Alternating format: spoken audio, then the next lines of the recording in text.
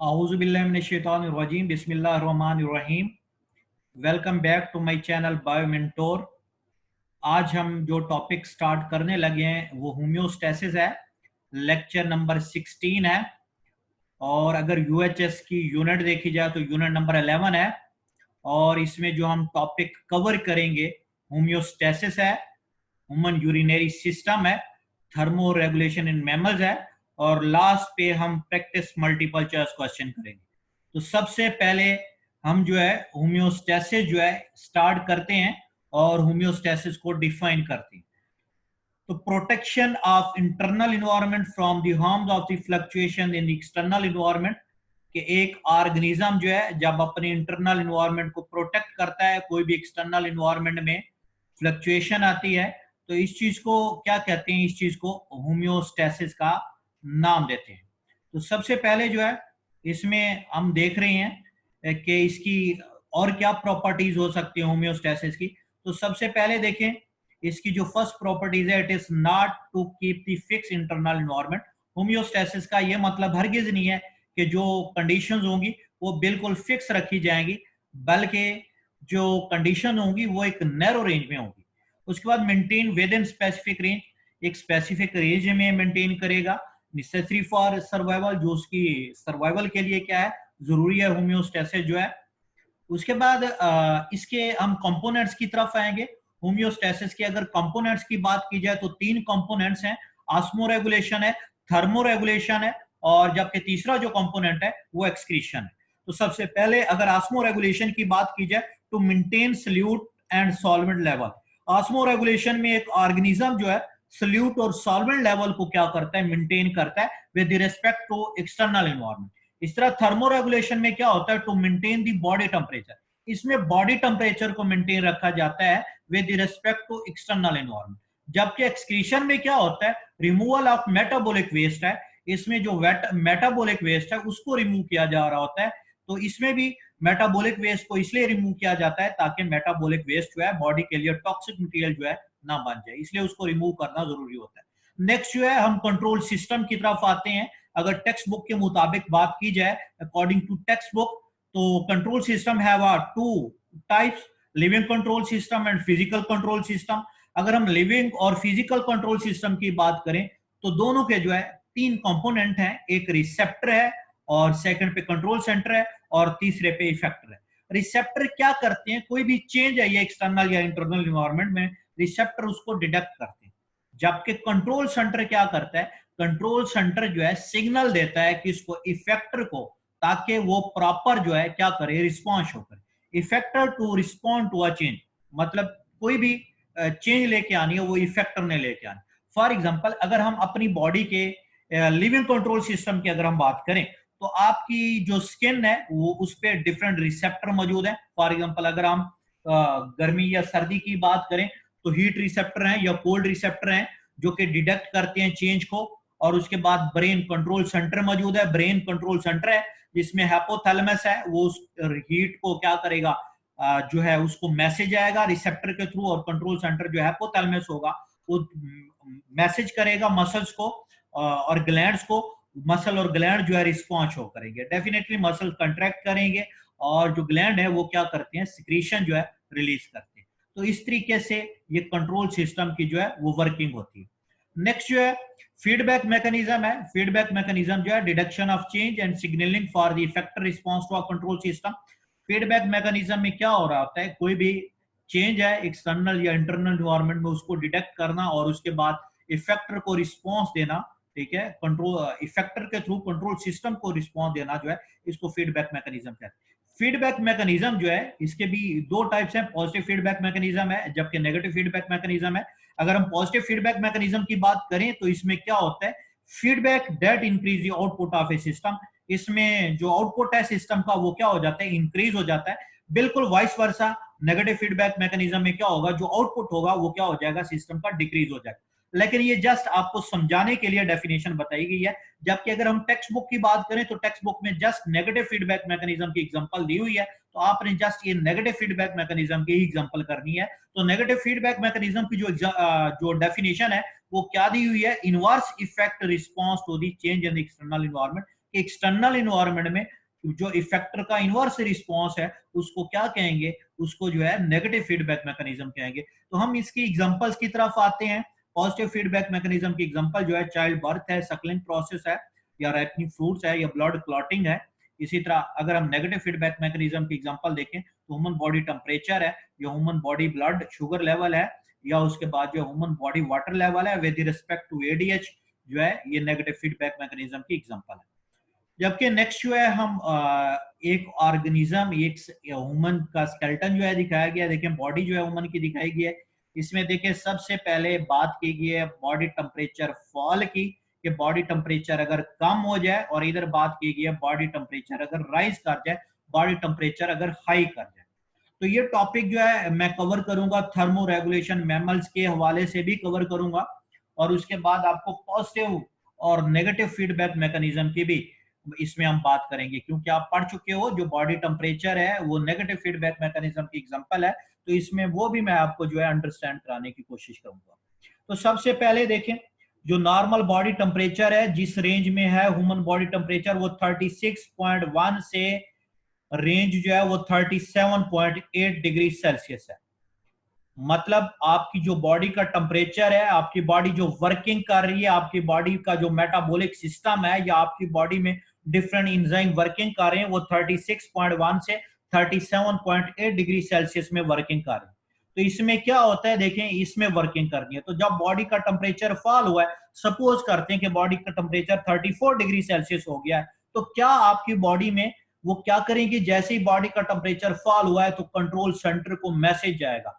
तो control centre में मौजूद ब्रेन जो है, ब्रेन में मौजूद हाइपोथैलेमस होगा, वो मैसेज कन्वे करेगा ब्लड वेसल्स को, ब्लड वेसल्स कंट्रैक्ट करेंगे, मतलब वेजो कंस्ट्रिक्शन होगा। और इसी तरह जो स्वेट ग्लैंड्स होंगे उनको मैसेज कन्वे किया जाएगा कि वो जो स्क्रीशन है, वो जो स्वेट ग्लैंड स्वेट खारिज कर रहे हैं वो बंद कर दें, और मसल जो है वो कंट्रैक्ट करना शुरू कर देंगे, इनवॉलंटरी एक्शन होगा, जिससे क्या होगा, बॉडी में हीट जनरेट होगी। वही बॉडी में हीट जो है उसको रिटेन किया जाएगा। उस हीट को जब बॉडी में रिटेन किया जाएगा तो बॉडी का टेम्परेचर वो जो गिर गया था, वो बॉडी का टेम्परेचर अब दोबारा अप हो जाएगा। फॉर एग्जांपल यहाँ पे अगर 34 हो गया था तो दोबारा अप हो जाएगा, 36.1 से 37.8 की रेंज में दोबारा आ जाएगा। तो इस तरीके से देखें, मैसेज इधर मिला था बॉडी टेम्परेचर फॉल हो रहा है, लेकिन जो इफेक्टर ने रिस्पॉन्स जब शो किया तो बॉडी टेम्परेचर को एकदम राइज कर दिया है, बॉडी टेम्परेचर को बढ़ा दिया है। कितना बढ़ा दिया, दोबारा उसको नॉर्मल बॉडी टेम्परेचर पे लेके आए। तो देखें, अगर आप इस पे गौर करें तो इफेक्टर का जो रिस्पॉन्स है वो बिल्कुल इनवर्स है। यहाँ पे आप देख सकते हैं मैसेज ये मिला, जो कंट्रोल सेंटर था, हाइपोथैलेमस था, उसको मैसेज ये मिला कि बॉडी का टेम्परेचर लो हो गया, लेकिन जब उसने कंट्रोल सेंटर ने आगे इफेक्टर को रिस्पॉन्स दिया तो इफेक्टर ने बॉडी टेम्परेचर को रेज किया। तो बिल्कुल एक आउटपुट जो है वो क्या हो गया, इसमें अगर आप आउटपुट की बात करें तो डिक्रीज हुआ है। मैसेज यहाँ पे डिक्रीज था, आउटपुट ये देखिए इनपुट डिक्रीज था, यहाँ पे आउटपुट इंक्रीज हुआ है। तो बिल्कुल इनवर्स काम हुआ है, जिसको नेगेटिव फीडबैक मैकेनिज्म कहेंगे। जबकि इधर फिर देखें, बॉडी टेम्परेचर जब राइज करता है तो क्या होता है, कंट्रोल सेंटर को मैसेज दिया जाएगा, लिविंग कंट्रोल सेंटर को, ब्लड वेसल्स क्या करेंगी, डायलेट कर जाएंगी, वेजो डायलेशन हो जाएगी, और इसमें हीट जो है लॉस होगी, स्वेट ग्लैंड जो है स्वेट खारिज करेंगे, तो जिससे क्या होगा, हीट लॉस होगी, इन्वायरमेंट को जाएगी, और बॉडी टेम्परेचर जो राइज हुआ था for example 38 39 degree Celsius suppose करते हैं कि अगर हुआ है, तो दोबारा अपनी पहले वाली कंडीशन में आ जाएगा। तो इधर देखिए, इधर फिर जो है नेगेटिव फीडबैक मैकेनिज्म ही है, इसलिए बॉडी टेम्परेचर को नेगेटिव फीडबैक मैकेनिज्म में ही लेते हैं। तो वेजो आपको याद करना है, बॉडी टेम्परेचर जब राइज करता है तो वेजो डायलेशन हो रही है, और बॉडी टेम्परेचर जब फॉल करता है तो वेजो कंस्ट्रिक्शन होती है। तो बॉडी टेम्परेचर की जो रेंज है नॉर्मल ह्यूमन बॉडी की, वो क्या 36.1 से 37.8 है। तो इस तरीके से ये थर्मो रेगुलेशन इन मैमल्स का टॉपिक भी आपका कवर हो रहा है, और इसमें मैंने आपको वो जो नेगेटिव फीडबैक में हम एग्जांपल लेके आए बॉडी टेम्परेचर की, वो एग्जांपल भी मैंने आपको थोड़ी सी डिटेल से बता दी। नेक्स्ट जो है, हम मैकेनिज्म ऑफ होम्योस्टेसिस की बात करें, बड़ा इंपॉर्टेंट टॉपिक है। यूएचएस के हवाले से जो है इंपॉर्टेंट मल्टीपल चॉइस क्वेश्चन जो है यहाँ से डेवलप किए जाते हैं। मैकेनिज्म ऑफ होम्योस्टेसिस में देखें, मैकेनिज्म ऑफ जो होम्योस्टेसिस है वो दो लेवल पे हो रहा है। अगर आप बुक पे डायग्राम को भी देखें तो एक सेलुलर लेवल है और एक ऑर्गेनिज्मिक लेवल है। सेलुलर लेवल में क्या होता है कि ऑर्गेनिज्म जो है सल्यूट और मेटाबोलाइट्स या वाटर को मेंटेन रखता है, तो एक नैरो रेंज में उसके इंट्रा सेलुलर और एक्स्ट्रा सेलुलर में वो जो तब्दीली आनी है वो एक नैरो रेंज में आनी है। जबकि ऑर्गेनिज्मिक लेवल में जब वो मेंटेन करेगा अपने वाटर या साल्ट को, तो वो क्या करेगा with respect to external and internal environment, अगर इंटरनल जो होगी रेंज वो क्या होगी, वाइड रेंज होगी। देखते हैं जी इसमें क्या लिखा हुआ है। In an organism at the cellular level, water solute and metabolites keep the fluctuate in narrow range between the intracellular to extracellular environment. जबकि ऑर्गेनिज्मिक लेवल पे आप देखें, an organism has to adopt itself according to the wide range fluctuation in the external environment with respect to internal environment. देखिए इसको दोबारा मैं जो है डायग्राम के जरिए भी आपको क्लियर करता हूं। फॉर एग्जाम्पल अगर हम ऑर्गेनिज्मिक लेवल की बात करें तो ये पूरा एक ऑर्गेनिज्म कंसीडर करते हैं, और उस ऑर्गेनिज्म में सपोज करते हैं कि मल्टी सेलुलर है, तो उसमें देखें दो सेल पड़े हुए हैं, एक ये सेल है, एक ये सेल है। तो आप देखें ऑर्गेनिज्मिक लेवल पे ये इसका एक्सटर्नल इन्वायरमेंट होगा और ये इसका इंटरनल इन्वायरमेंट होगा, ये सारे का सारा इसका इंटरनल इन्वायरमेंट होगा। तो जब भी यहाँ पे कोई भी फ्लक्चुएशन है तो वो जो चेंज होगी एक्सटर्नल इन्वायरमेंट में वो एक वाइड रेंज चेंज होगी। लेकिन अगर मैं सेलुलर लेवल की बात करता हूं तो देखें इस सेलुलर लेवल का मतलब है जस्ट ऑर्गेनिज्म में हम उस सेल की बेस पे हम देख रहे हैं, तो इसको सेलुलर लेवल कहेंगे। फॉर एग्जांपल देखें सेलुलर लेवल की जब बात करूंगा तो सेल का ये जो इन्वायरमेंट होगा इसको इंट्रा सेलुलर इन्वायरमेंट कहेंगे, इसी तरह इस सेल का भी इंट्रा सेलुलर इन्वायरमेंट है। जबकि अब अगर हम इसकी बात करेंगे ये जो इन्वायरमेंट होगा इसको एक्स्ट्रा सेलुलर इन्वायरमेंट कहेंगे। तो इसमें अब जो चेंज होगी, अब हम इसमें जो चेंज होगी इस एक्स्ट्रा सेलुलर इन्वायरमेंट में वो जो चेंज होगी वो नैरो रेंज होगी। तो इसलिए आपने याद रखना है जब भी आपसे मल्टीपल चॉइस क्वेश्चन की बात पूछी जाए, अगर ऑर्गेनिज्मिक लेवल पे बात की जाए, एक्सटर्नल और इंटरनल इन्वायरमेंट की बात की जाएगी, तो तब एक्सटर्नल इन्वायरमेंट जो होगा उसमें जो चेंज होगी वो वाइड रेंज होगी। जबकि अगर सेलुलर लेवल पे बात की जाए तो तब इंट्रा सेलुलर इन्वायरमेंट की बात की जाएगी और एक्स्ट्रा सेलुलर इन्वायरमेंट की बात की जाएगी। तो तब जो एक्स्ट्रा सेलुलर इन्वायरमेंट होगा उसमें जो चेंज होगी वो क्या होगी, नैरो रेंज में होगी। लेकिन अगर वो जस्ट इंट्रा सेलुलर इन्वायरमेंट की ही बात करें तो इसमें जो चेंज होगी वो एक्सट्रीमली नैरो रेंज में होगी। तो ये कुछ टर्मिनोलॉजी है, इसमें मल्टीपल चॉइस क्वेश्चन जो है डेवलप किए जा सकते हैं। वाइड रेंज के हवाले से मल्टीपल चॉइस क्वेश्चन डेवलप किया जा सकता है, नैरो रेंज के हवाले से मल्टीपल चॉइस क्वेश्चन डेवलप किया जा सकता है, एक्सट्रीमली नैरो रेंज के हवाले से मल्टीपल चॉइस क्वेश्चन डेवलप किया जा सकता है। इसी तरह अगर ऑर्गेनिज्मिक लेवल की बात हो तो इन्वायरमेंट जो होगा एक्सटर्नल और इंटरनल इन्वायरमेंट होगा, और इसी तरह अगर हम सेलुलर लेवल की बात करेंगे तो जो इन्वायरमेंट होगा वो इंट्रा सेलुलर इन्वायरमेंट होगा या एक्स्ट्रा सेलुलर इन्वायरमेंट होगा। तो आपने कंफ्यूज नहीं होना। ये देखें ये इन्वायरमेंट इंटरनल इन्वायरमेंट है अगर हम ऑर्गेनिज्मिक लेवल की बात करें, लेकिन जब हम सेलुलर लेवल की बात करेंगे तो यही इंटरनल इन्वायरमेंट जो है इसको हम एक्स्ट्रा सेलुलर इन्वायरमेंट कह रहे होते हैं। तो इस बात का ख्याल रखना। नेक्स्ट जो है हम मूव करते हैं excretion in man. Excretion in man जो है सबसे पहले इसमें देखते हैं क्या हो रहा है, removal of metabolic waste. Metabolic waste की जो है रिमूवल हो रही है, इसका एक्सक्रीशन, इसको एक्सक्रीशन कहते हैं। वेस्ट कौन सा होता है, इसमें यूरिया है, क्रेटिनिन है, यूरिक एसिड है, या बिलीरुबिन है, या कुछ अदर मेटाबोलाइट्स हैं जो कि ह्यूमन जो है उसको एक्सक्रीट कर रहा है। किसकी फॉर्म में, यूरिन की फॉर्म में एक्सक्रीट कर रहा है। लीवर जो है इंपॉर्टेंट रोल प्ले करता है डिटॉक्सिफिकेशन ऑफ अमोनिया, और ये अमोनिया जो है अमोनिया डिटॉक्सिफाई अमोनिया को कर रहा है। किसमें कर रहा है, यूरिया साइकिल में कर रहा है।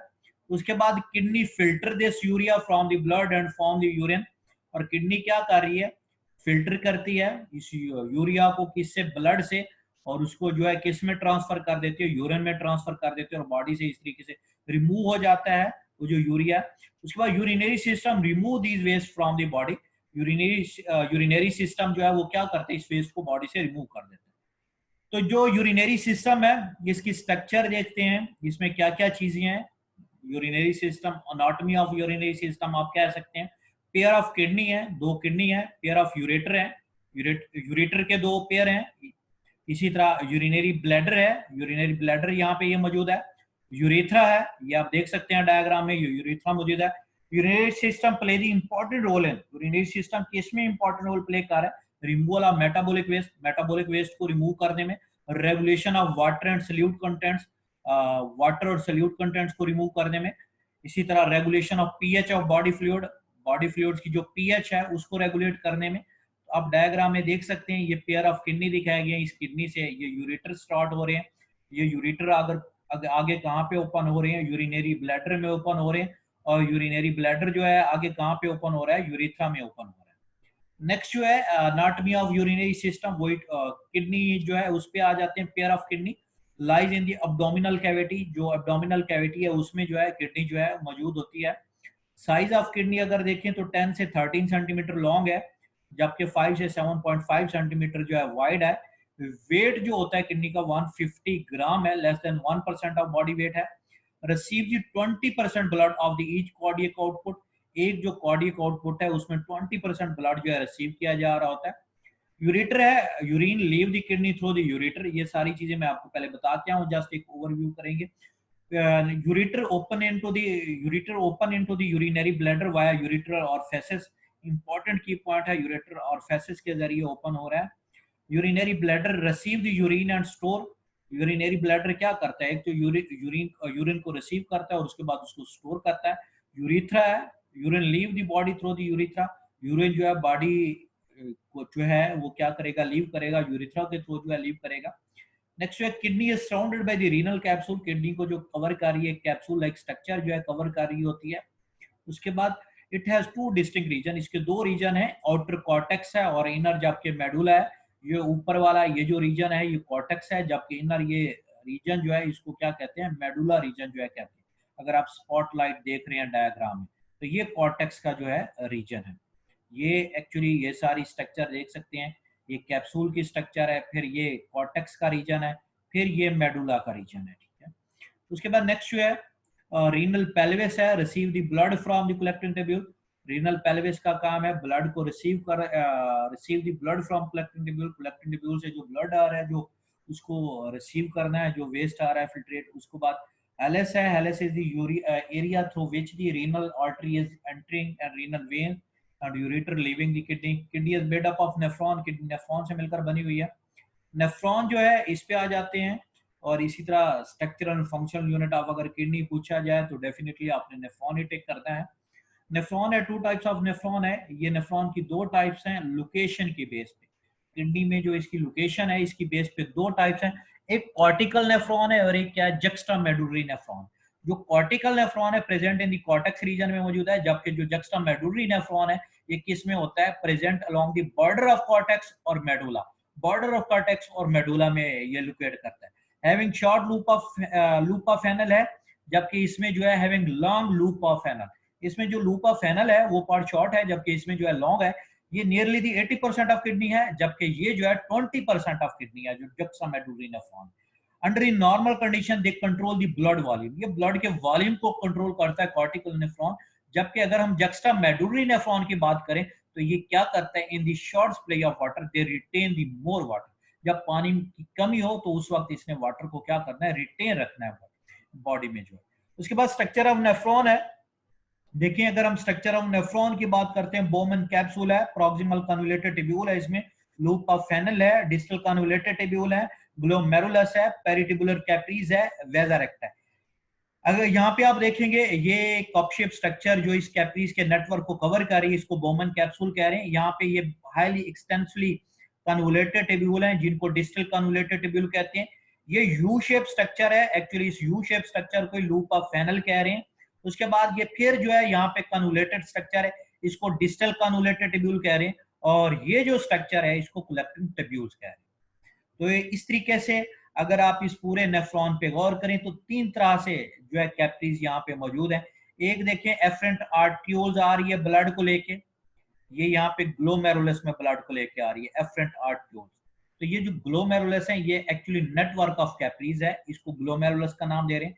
फिर यही नेटवर्क ऑफ कैप्रीज आप देख सकते हैं कि यहाँ पे ये लूप ऑफ हैनल के ऊपर नेटवर्क ऑफ कैप्री मौजूद है। तो जो लूप ऑफ हैनल के ऊपर नेटवर्क ऑफ कैप्री मौजूद है उसको वेजा रेक्टा कहते हैं।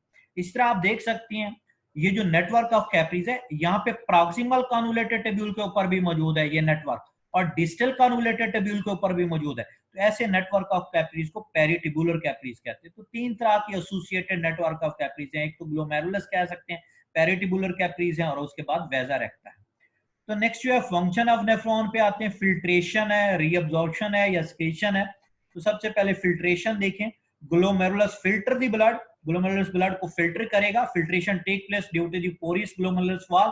फिल्ट्रेशन क्यों हुई? क्योंकि ग्लोमेरुलस की जो वॉल है वो पोरियस है। Filtrate has waste substance, filtrate में क्या चीज है? वेस्ट सब्सटेंस है, और उस वेस्ट सब्सटेंस में क्या चीज मौजूद है? ग्लूकोज है, अमीनो एसिड्स हैं, और उसके बाद सॉल्ट्स है। जबकि रीअब्जॉर्प्शन में क्या होता है? Useful substance are reabsorbed by the PCT, proximal convoluted tubule. Useful substance जितना भी होता है वो प्रॉक्सिमल कन्वोल्यूटेड ट्यूब्यूल के जरिए रीअब्सॉर्ब हो जाएगा। मतलब जो अमीनो एसिड्स होगा, जो ग्लूकोज होगा, वो 100% इधर प्रॉक्सिमल कन्वोल्यूटेड ट्यूब्यूल में रीअब्सॉर्ब हो जाएगा। सिक्रीशन है, peritubular capillaries release the H+ ion to balance the pH of filtrate. Peritubular capillaries क्या करती है? H+ आयन को रिलीज करते हैं ताकि पीएच जो है फिल्ट्रेट की वो क्या की जाए? बैलेंस में लाई जाए। उसके बाद कंसंट्रेशन ऑफ एक्सक्रीटरी प्रोडक्ट है, इसमें बड़ा इंपॉर्टेंट टॉपिक है मल्टीपल चॉइस क्वेश्चन के हवाले से। काउंटर करंट मल्टीप्लायर है, मतलब ये कंसंट्रेशन ऑफ जो एक्सक्रीटरी प्रोडक्ट है, एक काउंटर करंट मल्टीप्लायर प्रोसेस है, और दूसरा जो है हार्मोनल कंट्रोल होता है। तो सबसे पहले हम काउंटर करंट मल्टीप्लायर देखते हैं। इसमें क्या होता है? It plays a pivotal role in the production of hypertonic urine in the mammals including humans. कि ये क्या करता है कि जो प्रोडक्शन ऑफ हेपाटोनिक यूरिन है मैमल्स में, स्पेशली जो ह्यूमंस में, उसमें जो है इंपॉर्टेंट रोल प्ले कर रहा है। It maintain the high solute concentration in the medulla. Medulla में जो हाई सॉल्यूट कंसंट्रेशन है, मतलब कॉर्टेक्स टू इनर मेडुला जो हाई सॉल्यूट कंसंट्रेशन हो रही होती है, वो भी ये काउंटर करंट मल्टीप्लायर ही कर रहा होता है। इसमें देखते हैं डिफरेंट जो नेफ्रॉन है इस काउंटर करंट मल्टीप्लायर में, नेफ्रॉन बड़ा इंपॉर्टेंट रोल प्ले कर रहा होता है। तो इस काउंटर करंट मल्टीप्लायर में नेफ्रॉन का क्या रोल है ये देखते हैं। तो ग्लोमेरुलस जो है इसमें क्या कर रहा होता है? Allow the glucose, amino acid, vitamins, hormones, nitrogenous waste, sugar and water to come out. Red blood cell can not leave the glomerulus. Red blood cell जो है वो ग्लोमेरुलस को नहीं छोड़ती, जबकि ये जो चीजें हैं ग्लोमेरुलस से डायरेक्ट डेफिनेटली बोमेन कैप्सूल में आ जाएंगी। बोमेन कैप्सूल क्या करेगा? Receive the material coming from the glomerulus. Glomerulus से जो भी चीज आती है ये बोमेन कैप्सूल जो है उसको रिसीव कर लेता है। उसके बाद प्रॉक्सिमल कन्वोल्यूटेड ट्यूब्यूल में आएगा। प्रॉक्सिमल कन्वोल्यूटेड ट्यूब्यूल क्या करेगी? Reabsorb the glucose, amino acid by the active transport and water by the osmosis. Water को ऑस्मोसिस के जरिए, बाकी चीजों को एक्टिव ट्रांसपोर्ट के जरिए ये रीअब्सॉर्ब कर लेगी प्रॉक्सिमल कन्वोल्यूटेड ट्यूब्यूल। उसके बाद लूप ऑफ फेनल है, ये इसमें दो चीजें होंगी, एक तो डिसेंडिंग लिम्ब होगा जो नीचे की तरफ जा रही है, और एक क्या होगी? असेंडिंग लिम्ब होगी जो ऊपर की तरफ जा रही होगी। अगर आप इस डायग्राम में यू शेप स्ट्रक्चर पे गौर करें तो ये जो नीचे की तरफ आ रही है इसको जो है डिसेंडिंग लिम्ब करें, जबकि ये जो ऊपर की तरफ स्ट्रक्चर जा रही है इसको असेंडिंग लिम्ब कह रहे हैं। तो हम जो है नेक्स्ट अपने टॉपिक की तरफ ही आते हैं। ये proximal convoluted loop of Henle पे, लूप ऑफ फेनल पे थे हम। डिसेंडिंग है, water comes out by the osmosis, जिसमें वाटर जो है ऑस्मोसिस थ्रू आउटसाइड आ रहा होता है। जबकि असेंडिंग में क्या हो रहा होता है? Transport the sodium potassium chloride ion, ये सोडियम पोटेशियम या क्लोराइड आयन को क्या कर रही होती है? एक्टिवली ट्रांसपोर्ट कर रही होती है।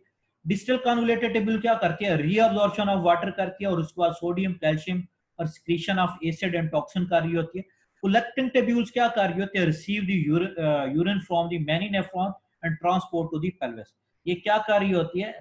यूरिन को रिसीव कर रही होती है, उसके बाद उसको पेल्विस तक जो है भेज रही होती है। कलेक्टिंग डक्ट जो है, ये दोबारा आप डायग्राम पे गौर भी कर सकते हैं। ये देखें, ये जो है ग्लोमेरुलर स्ट्रक्चर, बोमेन कैप्सूल, और यहाँ पे फिर ये जो है डिसेंडिंग लिम्ब है, ये असेंडिंग लिम्ब है, और ये कलेक्टिंग जो है डक्ट है। उसके बाद हार्मोनल कंट्रोल है। एड्रिनल कॉर्टेक्स जो है रिलीज कर रही है एल्डोस्टेरोन्स को, जो कि किस पे एक्ट करते हैं? असेंडिंग लिम्ब पे, to cause the uptake of sodium. जबकि हाइपोथैलेमस क्या करता है? एडीएच को रिलीज करता है, और यही एडीएच जो है पिट्यूटरी, जो पोस्टीरियर पिट्यूटरी ग्लैंड है उसमें आकर स्टोर होगा, और उसके बाद जो है कलेक्टिंग डक्ट को भेजा जाएगा, जो कि क्या करेगा? Cause of Uptake of water, और वाटर को क्या करेगा? अपटेक जो है कराएगा। और ये यहाँ पे देखें, इस कलेक्टिंग डक्ट पे एडीएच एक्ट करेगा, जबकि इस असेंडिंग लिम्ब पे क्या करेगा? सोडियम जो है वो क्या करेगा? एक्ट करेगा। उसके बाद जो है वाटर कंटेंट्स ऑफ ब्लड है, ये एडीएच के हवाले से हमने ये देखना है। देखिए, अगर ब्लड में वाटर जो है कम हो जाता है तो क्या होगा? एडीएच की अमाउंट जो है वो ज्यादा हो जाएगी, एडीएच ज्यादा रिलीज होना शुरू हो जाएगा, जिससे क्या होगा? जो यूरिन आउटपुट होगी वो क्या हो जाएगी? डिक्रीज हो जाएगी। जब एडीएच ज्यादा हो गया है तो इसका मतलब है एडीएच कलेक्टिंग डक्ट से वाटर को ज्यादा रीअब्सॉर्ब कराएगा, और कलेक्टिंग डक्ट में वाटर कम हो जाएगा, तो इसका मतलब है वो जो पेल्विस की तरफ यूरेटर की तरफ वाटर ने जाना है जिसमें यूरिया वगैरह मौजूद है वो कम जाएगा, जिससे आउटपुट क्या हो जाना है, डेफिनेटली कम हो जाना है। और जब यूरिन का आउटपुट ही कम हो गया है, यूरिन की अमाउंट ही कम हो गया, तो वो क्या हो जाएगा, कंसंट्रेटेड हो जाएगा, और ये आमतौर पे समर में होता है। जबकि इसी तरह आप देखें जब water contents of the blood, जब ब्लड में वाटर ज्यादा है तो तब क्या होता है, तब एडीएच का लेवल कम हो जाता है, एडीएच डिक्रीज हो जाता है। और इसका मतलब है जब एडीएच डिक्रीज हो जाएगा वो वाटर कम रीअब्जॉर्ब होगा कलेक्टिंग डक्ट से, और इसका मतलब है कलेक्टिंग डक्ट में वाटर ज्यादा जाएगा, यूरिन ज्यादा जाएगा। तो वाटर का मतलब है यूरिन ज्यादा जाएगा और आगे वो पेल्विस यूरेटर में भी ज्यादा जाएगा, तो जिससे यूरिन क्या हो जाएगा, डाइल्यूट हो जाएगा। तो इस तरीके से जो है एडीएच देखें, जब वाटर कंटेंट्स ब्लड में हाई थे तो एडीएच क्या हुआ, डिक्रीज लेवल है, और जब वाटर कंटेंट्स लो थे तो एडीएच का लेवल क्या है, हाई है। तो मैंने आपको पहले भी बताया था वाटर लेवल जो है एडीएच के हवाले से बताया था कि नेगेटिव फीडबैक मैकेनिज्म होता है। देखिए यहाँ पे नेगेटिव ही हो रहा है, वाटर लेवल कम हो गया तो एडीएच का लेवल हाई हो गया, और वाटर लेवल हाई हुए हैं तो एडीएच का लेवल क्या हो गया, लो हो गया। किडनी प्रॉब्लम है नेक्स्ट हमारा topic. Different types of kidney problem होती हैं, जिसमें जो है किडनी प्रॉब्लम में आमतौर पे किडनी स्टोन ही बनता है। किडनी स्टोन जो है उसके अगर कंपोजिशन के हवाले से उसकी 3 टाइप्स हैं। कैल्शियम ऑक्सलेट जो है अगर की वजह से हो तो उसको हाइपरऑक्सोरिया कहेंगे। 70% जो है किडनी स्टोन जो है कैल्शियम ऑक्सलेट की वजह से है। कैल्शियम फॉस्फेट की वजह से 15% होता है और इसको हाइपर कैल्सीमिया या कहेंगे। और उसके बाद जो है यूरिक एसिड की वजह से होगा, तो ये high level of uric acid की वजह से होता है, तो ये 10% है। तो मैक्सिमम किसकी वजह से हो रहा है, कैल्शियम ऑक्सलेट की वजह से हो रहा है। और जबकि मिनिमम किसकी वजह से हो रहा है, यूरिक एसिड की वजह से। उसके बाद रीनल फेलियर है, and stage of renal disease है। पैथोलॉजिकल एंड केमिकल नेचर जो है नेफ्रॉन को डिस्ट्रॉय कर देगी, स्पेशली ग्लोमेरुलर स्पॉट को, जिससे क्या हो जाएगा, यूरिया वगैरह राइज कर जाएगा। और उसके बाद जो है ब्लड प्रेशर जो है वो इंक्रीज कर सकता है, अनीमिया वगैरह जो है हो सकता है। क्योर जो है क्या है इसकी, लिथोट्रिप्सी है, is applied for the smaller stone. It is a non surgical removal of kidney stone, non surgical removal है किडनी स्टोन की। और वो किडनी स्टोन कहाँ पे बनता है, किडनी में बन सकता है, यूरेटर में बन सकता है, गॉल ब्लैडर में। बड़े इंपॉर्टेंट पॉइंट्स, की पॉइंट्स हैं किडनी, यूरेटर और गॉल ब्लैडर। आमतौर पे स्टूडेंट ने यही याद किया होता है कि स्टोन जो है वो किडनी में ही बन जाता है, तो यूरेटर में भी वो स्टे कर सकता है, गॉल ब्लैडर में भी। तो ये पॉइंट्स आपकी टेक्स्ट बुक पे दिए हुए हैं, तो इनको अच्छे तरीके से करना है मल्टीपल चॉइस क्वेश्चन के हवाले से। और ये कौन सा मेथड है, लिथोट्रिप्सी जो है, लिथोट्रिप्सी जो है एक नॉन सर्जिकल जो है रिमूवल है। उसके बाद एक्स्ट्रा कॉर्पोलियर शॉक वेव है। एक्स्ट्रा कॉर्पोलियर शॉक वेव जो है किडनी स्टोन में जो है ये जो है क्या होता है, इसमें किडनी स्टोन जो है ब्रोकन किया जाता है और इसमें अल्ट्रासाउंड या एक्स रेज जो है यूज की जाती है। उसके बाद किडनी सर्जरी है, ये आमतौर पे लार्जर स्टोन के लिए यूज करते हैं। और जब सब मतलब ये सर्जरी वगैरह सारी चीजें जो किडनी जो है मुकम्मल तौर पे फेल हो जाए तो तब डायलिसिस जो है यूज करते हैं अगेंस्ट रीनल फेलियर। उसमें डायलिसिस में क्या होता है, डायलिसिस में जो है आमतौर पे किडनी ट्रांसप्लांट जो है, in the case of uremia और end stage renal disease dialysis can not be done, then the only the option is kidney transplant. तो तब सिर्फ किडनी ट्रांसप्लांट ही ऑप्शन होती है जब यूरेमिया या एंड स्टेज। उसके बाद टाइप्स ऑफ डायलिसिस है। डायलिसिस में देखते हैं 2 टाइप्स हैं, हीमोडायलिसिस है और जबकि पेरिटोनियल डायलिसिस है। इसमें 2 टाइप्स हैं। हीमोडायलिसिस में ये होता है, hemodialysis circulate the blood through the special filter that are outside the body. Special filter होते हैं जो आउटसाइड बॉडी होते हैं, ये आप देख सकते हैं, ये डायलिसिस मशीन है। और ये साथ जो है ये एक ह्यूमन बॉडी जो है पड़ी हुई है, आप देख सकते हैं। यहाँ से जो है ब्लड ये इधर जो है पहुंचाया जा रहा है, यहाँ पे ये डायलाइजर है जो कि एक आर्टिफिशियल किडनी का जो है काम कर रहा है, जिसमें डायलाइसिस फ्लूइड वगैरह मौजूद होगा, तो इधर से ब्लड आएगा, ये सारा ही यहाँ पे जितना भी टॉक्सिक होगा डिफ्यूजन की प्रोसेस के जरिए टॉक्सिक इधर ही रह जाएगा, तो ब्लड जो है एक फिल्टर होकर दोबारा जो है वापस चला जाएगा। तो यहाँ पे फिस्टूला वगैरह लगा हुआ होता है, आर्टरी और वेन को जो कनेक्ट कर रहा होता है। तो ये इसको हम रीड करते हैं। Hemodialysis circulate the blood through the special filter that are outside the body. Blood flows across the dialyzer with the solution that help to remove the toxins. Blood flow from the body to the dialysis machine, while the fistula that has been surgically placed in the patient vein. Blood goes from the fistula to the dialysis machine. The dialysis machine then correct the any chemical imbalance or impurity before returning the blood back to the body. Typically, this is done 3 times a week. Each dialysis session usually lasts 3 to 4 hours at a time. This type of dialysis had to be done at the dialysis centre. वो कहते हैं ये process जो है, पहली बात तो पहला की पॉइंट तो ये है कि डायलिसिस सेंटर पर ही होगा। दूसरा की पॉइंट ये है कि इसको टाइम कितना लगता है डायलिसिस करने का, प्रोसेस जो है 3 से 4 आवर लगते हैं। तीसरा पॉइंट ये है कि हफ्ते में ये 3 टाइम जो है रिपीट किया जाता है। ठीक है, ये की पॉइंट है। जबकि इसमें देखें ये भी सेम प्रोसेस है, लेकिन इसमें क्या होता है, पेरिटोनियल डायलिसिस यूजेज, पूरी पेरिटोनियल मेम्ब्रेन जो है इसमें यूज की जाती है। Peritoneal membrane located inside the abdomen, peritoneal जो मेम्ब्रेन है वो इनसाइड द एब्डोमेन होगी। Solution that remove the toxin are put into the abdomen, solution जो कि क्या करते हैं, टॉक्सिन को रिमूव करते हैं, एब्डोमेन के अंदर पुट करते हैं, वाया कैथेटर करते हैं। दैट इज बोथ इनसाइड और आउटसाइड द बॉडी, जो इनसाइड या आउटसाइड बॉडी यूज किया जाता है। Solution remain in the abdomen for the specific amount of time, then it is drained out. This type of the dialysis performed daily and it is done at the home. ये process घर पे भी किया जा सकता है और ये प्रोसेस जो है डेली की बेस पे होता है। तो ये आपने जो है होम्यो डायलिसिस के हवाले से इसको देखना है। दो मेथड है एक्चुअली, होम्यो डायलिसिस और पेरिटोनियल डायलिसिस। तो ये की पॉइंट्स इनमें अच्छे तरीके से देखने हैं मल्टीपल चॉइस क्वेश्चन के हवाले से। तो हम कुछ प्रैक्टिस मल्टीपल चॉइस क्वेश्चन करते हैं। Reabsorption of water by the counter current multiplier mechanism take place at, तो जो रीअब्जॉर्प्शन ऑफ वाटर है by the counter current multiplier mechanism take place at पेरिट प्रॉक्सिमल टेब्यूल है, कलेक्टिंग टेब्यूल है, distal tubule है, loop of Henle है। तो ये काउंटर करंट मल्टीप्लायर जो है वो लूप ऑफ फेनल पे जो है ये सारी चीजें रीअब्जॉर्प्शन वगैरह जो है वो कर रहा होता है। तो ये ऑप्शन जो है डी ऑप्शन जो है ये करेक्ट है। ADH help in the reabsorption of water by changing the permeability of, ADH जो है वो reabsorption of water करता है by changing the permeability of, तो फर्स्ट ऑप्शन है proximal tubule, सेकंड है distal tubule, जबकि थर्ड है collecting duct और फोर्थ है loop of funnel। तो इसमें भी अगर आप ADH देखें तो ADH जो है collecting duct से वाटर को reabsorb कर रहा होता है।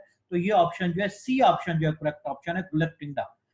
थर्ड मल्टीपल चॉइस क्वेश्चन पे आते हैं, maximum reabsorption take place in which part of nephron, कौन से पार्ट पे मैक्सिमम जो है रीअब्जॉर्प्शन होती है।